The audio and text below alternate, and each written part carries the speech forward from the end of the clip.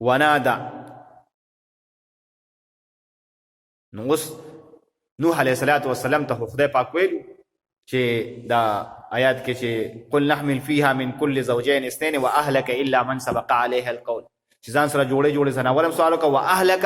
او خپل اهل ځان سره رسول کا الا مگر هغه اهل بنسوره سبق عليه القول چې هغه باندې د مخ کې نه د عذاب فیصله ثابته شوې ده. اوس د دینه مراد دا خو نوح علیه السلام دا الا من سبق عليه القول دا جمله خپل خاندان طرف ته نه اړوله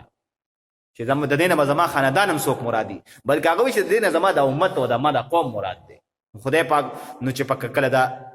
زوی پکې په غر کې دو شو، نوح علیه السلام د دغه تذکره کوي ونادى نوح ربه، اواز وکړ نوح علیه السلام ربه خپل رب ته، فقال ویل رب او رب زما ان ابني تحقیق سره دا زوی زما من اهل دی خو زما د اهل څخه ها وان وعدك الحق وان وعدك الحق او تحقیق سره وعده دستا چې د الحق دا رښتونی ده وانت احکم الحاکمین او ته ډیر مضبوط ته حکم کوونکو صحیح. نو خدای پاک وتوي چې ټیک ده اخو استا دا ورپسې آیات کوي انه ليس من اهلك، دا آیات وایي نو بیا په خبرو کو قال وی الله جل شانه یا نوح او نوح علیہ السلام انه دا شان د خبر دی دا کنعان چې دی ليس من اهلك دستا د اهل نه ستانه هندان سړی نه دی انه عمل غیر صالح ځکه چې د عمل غیر صالح دی د عمل ټیک نه دی. نو نوح علیہ السلام وته چې خدای پاکه ته وی چې د پدې کشته کې خپل اهل سور کا الا من سبق عليه القول، خو هغه څوک بنس سورې چې هغه باندې د عذاب فیصله راغلی عذاب فیصله په ثابت شوی ده. نو واهلك کنو دا زوی خوم ځکه عن هم زما زوی وکنه. نو خدای پاک وته انه ليس من اهلك دستا د خاندان نه دی. نوح علیہ السلام شک پیدا شو چې څنګه زما خاندان نه دی، وای دا زما خپل زوی نه دی، دا زما خپل زوی دی، دې زما روان دی پیدا شوی دی،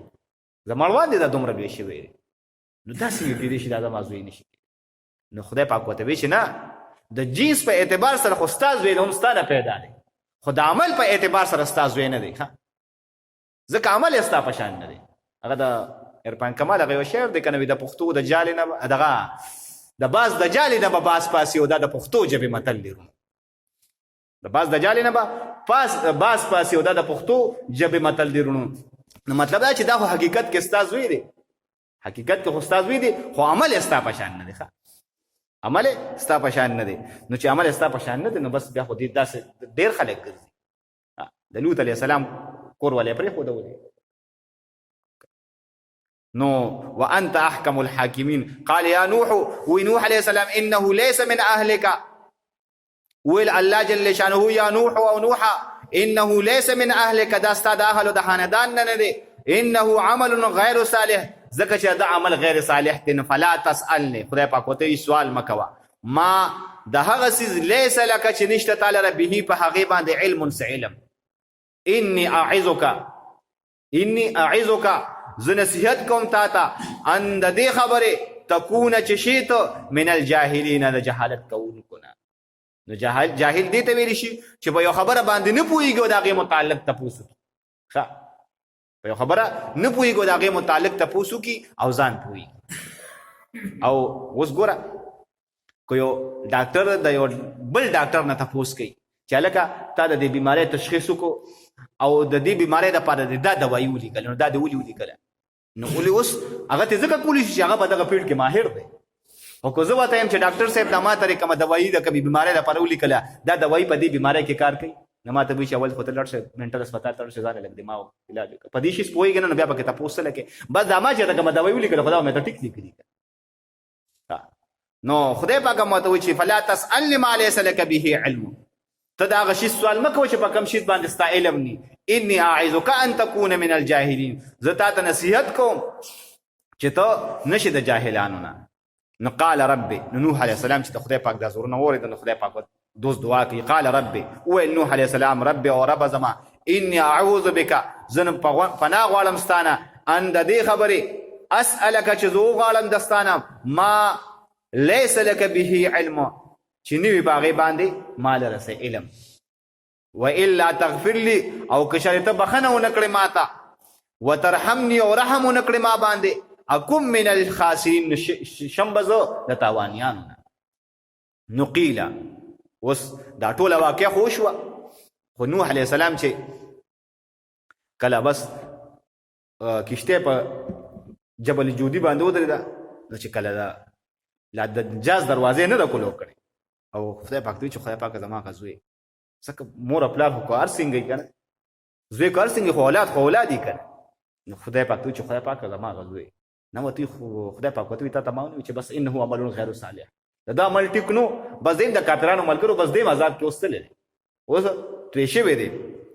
خو ته چې راکوزیګ نو قیل ویل شنو یا نوح علیه السلام ته اهبط راکوزشه اهبط راکوزشه بسلام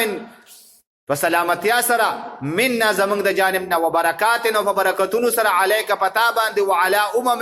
او په امتونو باندې ممن د هغه چانه معک چې ستا سره دي او په نور امتونو او نور ډیر امتونه سنمتعهم چې موږ باغیله پیدا ورکو لګه شان په دنیا کې ها خو ثم یمسهم بیا برسی دي ته مننا زمونږ د جانبنا عذاب علیم نو خدای پاک وي چې زه به ولا په دنیا کې څه لګ ډېره پیدا ورکم او دی پسې به زه پړې سسکم خو وخت ولا ورکم چې زه څه عمل کوي وکړي خو خدای پاک وي چې کله به عذاب راولم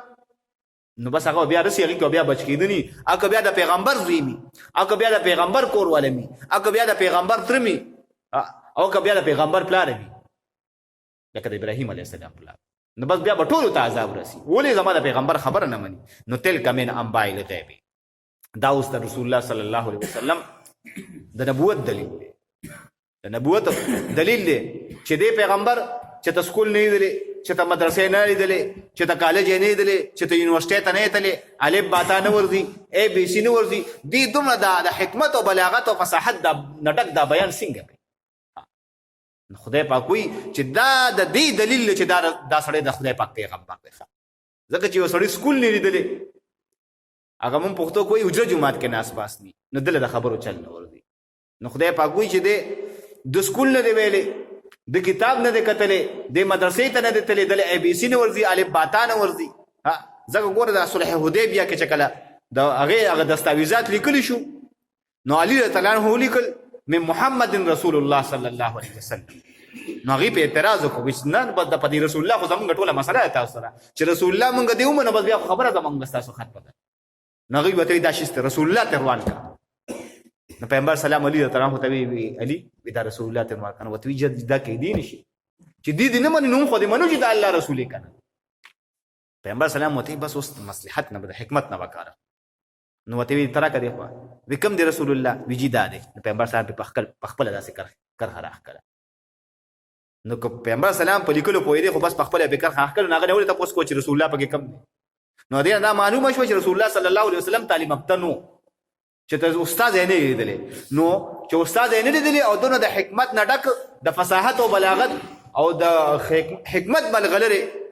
شیندي نو دې دا پته لګي چې دا د خدای پاک پیغمبر دی تلک من انباء الغیب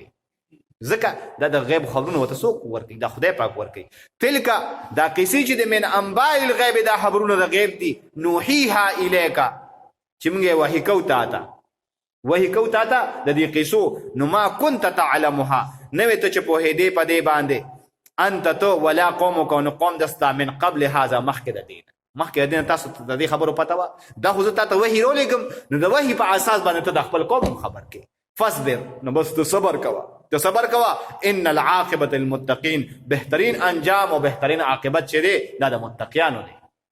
اگر که په دنیا کې به هر څومره سخته تېرېږي او آخري انجام به د متقیانو بهتر وي